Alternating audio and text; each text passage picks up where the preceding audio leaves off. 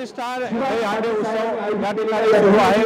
त्या प्रतिष्ठानाचे एकंदरीत बोलू शकता की इथं गोविंदाचं मोठं पथक या ठिकाणी आलं आहे आणि मोठ्या प्रमाणात स्तर लावण्यात आहे।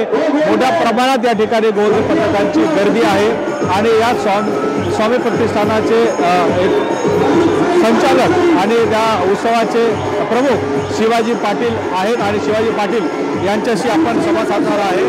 त्यांना विचारूया, गोविंदा पथकाचा हा एक प्रयोजन आहे, कशा प्रकारचं आयोजन तुम्ही करण्यात आलं आहे? गोविंदा पथकांमध्ये एक जोश निर्माण करण्याचं काम आहे का?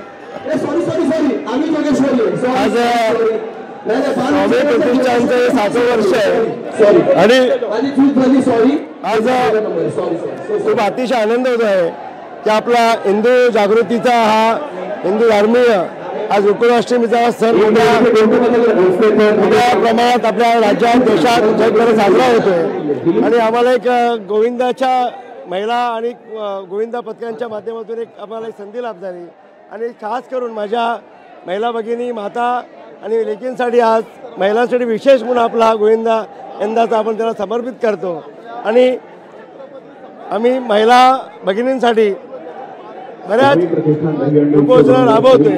मेडिकल कॅम्प असतील, करोनाचे कॅम्प असतील, कॅन्सरचे कॅम्प असतील, मेडिकल कॅम्प असतील, रोजगार निर्मिती असेल, बचत गटाचे असेल, लाडकी बहीण आणि लाडका भाऊ जसेच असेल तेवढं त्यांचं आता ह्याच्या पुढे आम्हाला एक नवीन रक्षाबंधन रक्षा बांधून आज भगिनीने एक मोठी जिम्मेदारी दिली की त्या बहिणींचं रक्षण आपण तर करणारच आहोत, करतोयच आहेत, त्याचबरोबर सरकारी करेल खरं समाजामधल्या सर्व जागृत माझ्या भावांनी भगिनींनी आणि सर्व समाजाने आपण त्यांचं जागृत राहून ज्या असे ज्या विचित्र घटना घडलेत कलकत्त्याचे असेल, अलिबागच्या असेल किंवा बदलापूरच्या असेल त्यांचा मी जाहीर निषेध करतो आणि भविष्यात ह्या घटना होऊ नये यासाठी मी सगळ्यांना जाहीर आवाहन करतो की आपली मेणबत्ती मोर्चाकडून काय होणार नाही, त्यासाठी आपल्याला सगळ्यांना जागृत राहून त्यांना पुढे भविष्यात अशा गोष्टी घडायला नाही पाहिजे आणि अशा पिसाळ्या कुत्र्याला तिथेच लस टोचून कायम तर संपवला पाहिजे, तीच माझी ही भूमिका असेल। बदलापूरमधील जी घटना झाली ते खरंच दुर्दैवी आहे। अशा घटनांमध्ये या युवकांमध्ये नवीन चेतना जागृत करण्याचं काम हे एक सामाजिक कार्यकर्त्याचं असते। या दहीहंडीच्या माध्यमातून अशा घटना भविष्यात घडणार नाही त्यासाठी काय उपाय?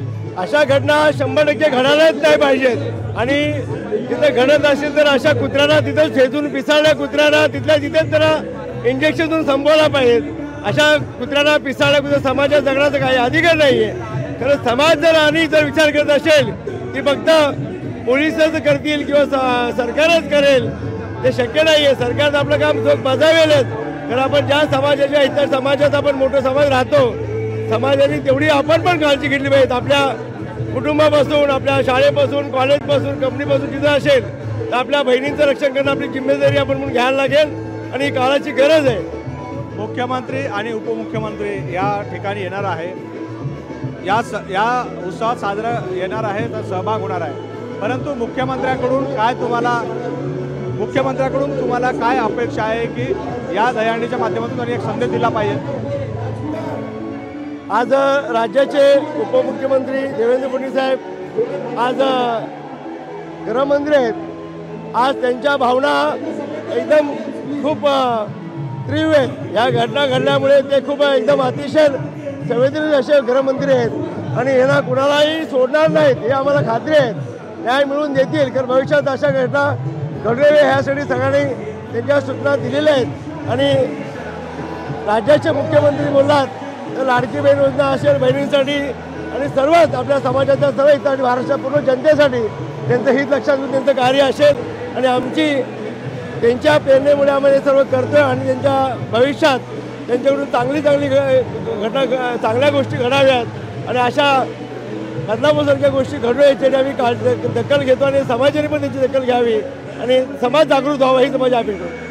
की दहीहंडीच्या उत्सवामध्ये आपण पाहू शकता की पावसाळ्याचं आगमन झालं आहे, पाऊस मोठ्या प्रमाणात पडत आहे आणि त्याच पावसाळ्यामध्ये या ठिकाणी जे गोविंदा पथक आहे त्यांचा उत्साह या ठिकाणी पाहायला मिळत आहे।